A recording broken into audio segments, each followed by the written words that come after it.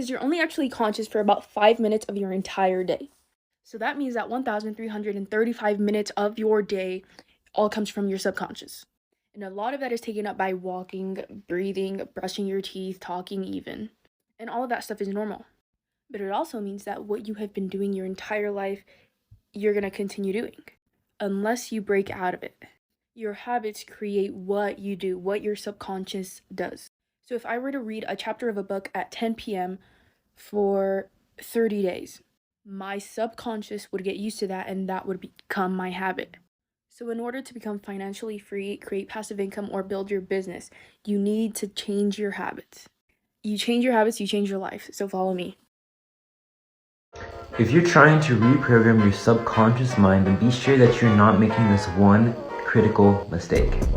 See, the mistake that you might be making is trying to force yourself into this new reality, this new way of perceiving, to change those neural connections and thus reprogram your mind.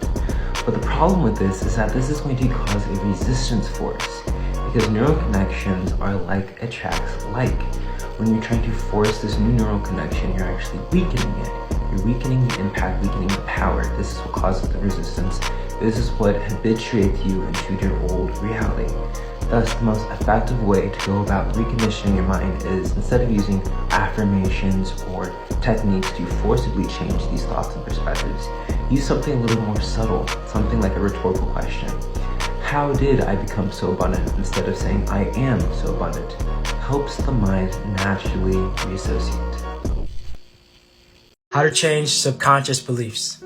3 things that help. 1 is working with the body. So trauma gets stored in the body. So even if you think a thought or try to get yourself to believe something, if your body doesn't believe it, then it won't be effective. So you want to allow yourself to feel your feelings, cry when you need to, and treat yourself like somebody you love. Second thing is cultivating awareness of your subconscious thoughts. So practices like meditation and journaling are really helpful for that. And as you observe the thoughts, you want to create some distance between them and remember that those thoughts aren't who you are.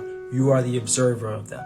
And the third thing that helps is affirmations that you can say and believe in the body, and coupling them with visualizations that help you to feel that emotion. When it comes to manifestation, Neville Goddard taught 3 fundamentals: self-observation, clarity of our desires, our aim, our vision, and the third, detachment and surrender and trust that it's already done. And lately, one of my favorites to dwell in is self-observation. And I love it because you observe who you are, who you think you are, at least in the moment, and then who you truly are, right? You observe the version of you that perhaps is not who you want to be anymore.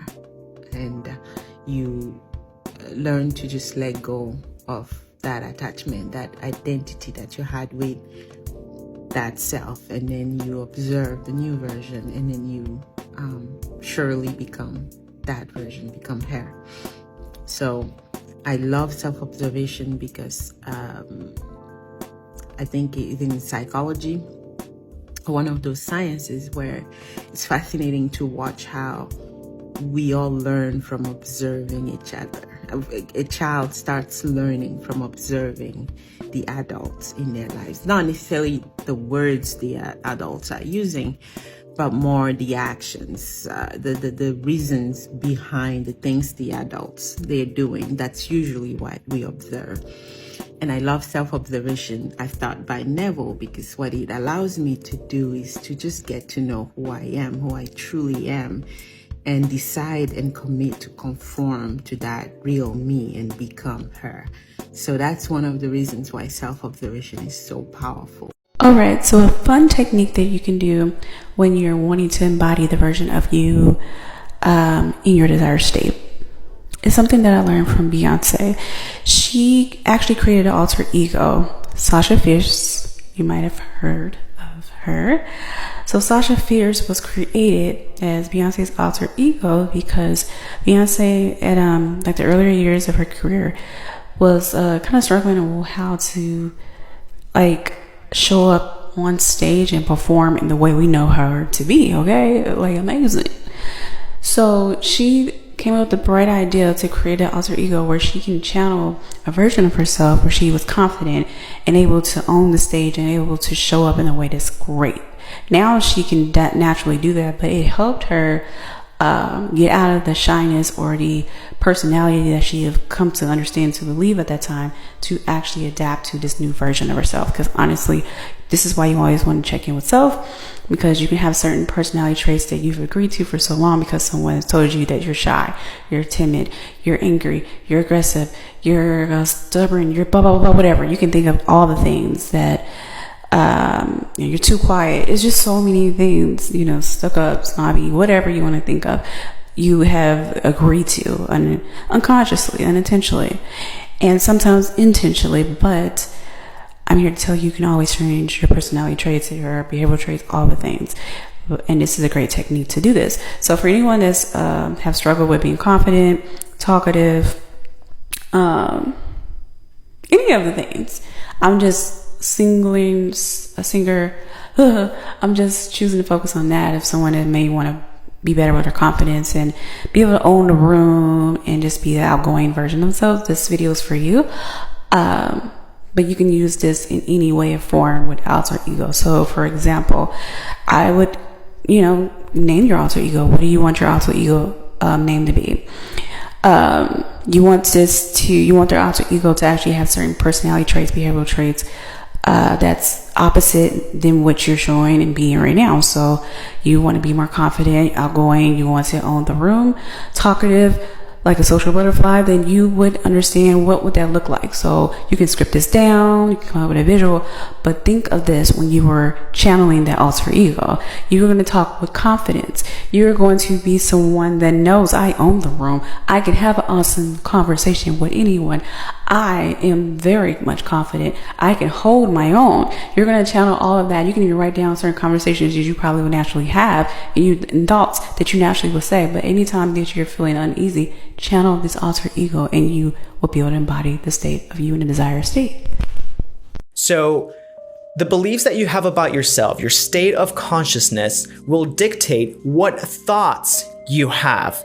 And based on the thoughts that you have, it's going to dictate your perception of life and things and situations. And the way that you perceive your life and situations and circumstances is going to make you make decisions in your mind. And those decisions will translate into actions, and those actions will translate into manifestations. But it all started at the root: state of consciousness, beliefs, and self-concept. And what I see many people do in the law of attraction or law of assumption or manifesting community is that they try to skip through the self-concept and immediately try to do actions by affirming, by having to do something on the outside, by trying to manipulate the situation, posting online, tarot readings, crystals, you name it. All of these things are actions. All of these things are things on the external that you're doing in order to bring manifestations, but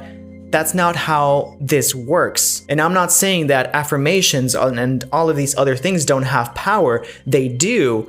And they may bring you temporary results, but as long as you don't change the self-concept, the true core of it, you will see life repeating itself on a loop